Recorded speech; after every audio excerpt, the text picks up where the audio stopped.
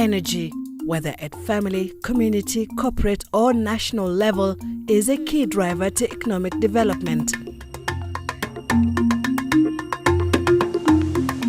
Africa's rivers and falls are an easy source of hydropower. Today, however, industrialization, one of the economic pillars of Africa's fast-growing economy, is producing harmful emissions.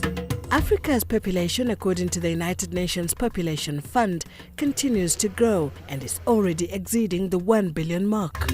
This has shrunk the volume of natural forests that are the major source of wood fuel.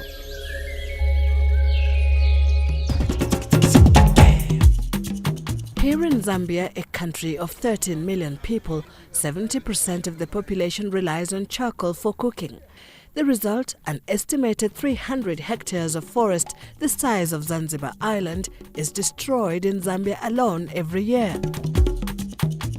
It's massive deforestation, and it is driven primarily by a combination of factors.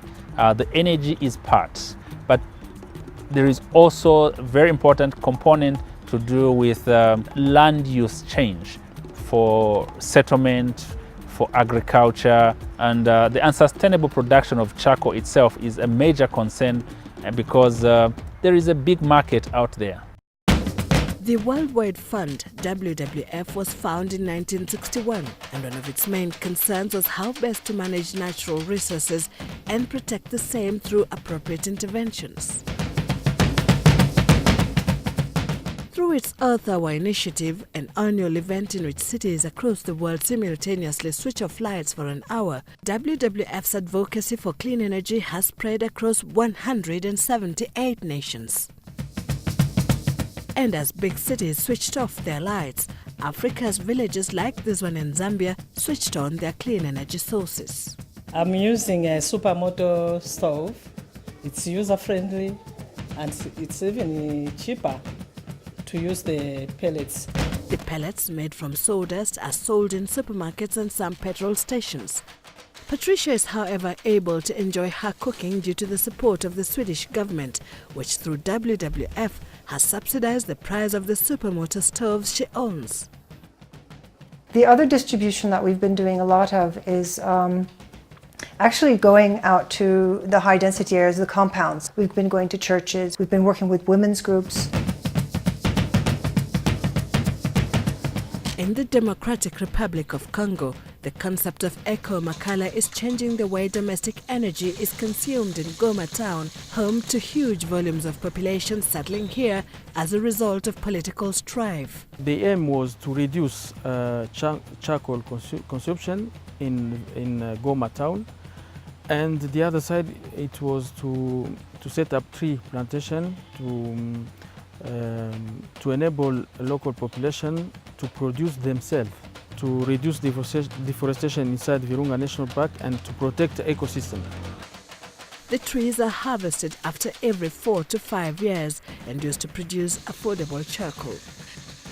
Na kwa sasa kupitia msaada wa WWF wamekusha kutufundisha jinsi gani ya kuchoma makala, hali ya kisasa, na hasa hapo tena wamekusha kuinua uchumi. By 2014, over 8,000 hectares of trees had been planted to produce eco makala. Hizi jiko ni nzuri sana. Kwa mama hii jiko imewasaidia sana. Kwa sababu ile wakati ambayo alikuwa akienda tafuta makala wala kuni porini, kwanza wengi walikuwa wakibakwa kule, wengine nyoka zitawaluma.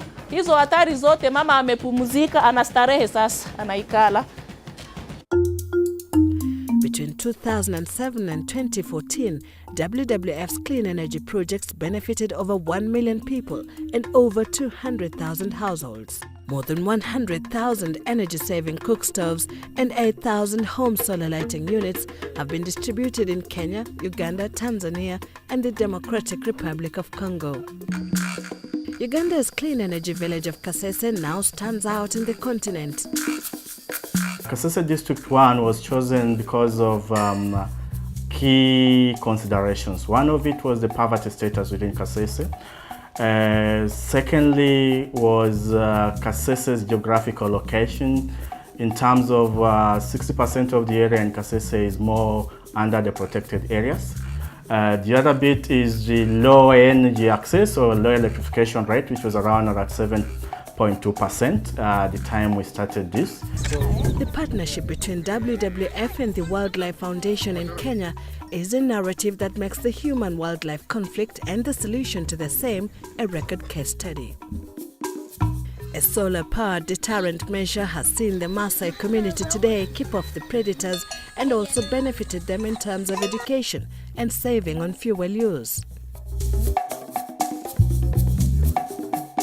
We are very much benefit for the light because we have in the boma, whereby we are getting a tight security for our property or our animal. We have in the house, whereby we have in the kitchen, we have very bright light. We have forgotten about kerosene. Nilipokuwa natumia taa ya koroboi, ilikuwa inanisumbua macho. Na siku yenye naleta homework nakosa kufanya juu ya hakuna mafuta.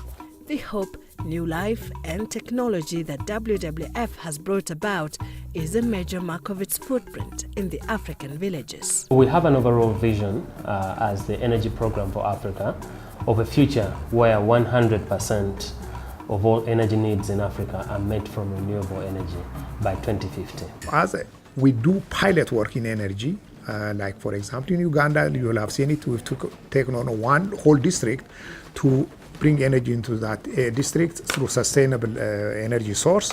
That is to show the government that it is doable. A government can take up and scale that up nationally. And so the whole approach really is about demonstrating, trying to scale up, innovating, while at the same time trying to also attack the overarching drivers of biodiversity loss.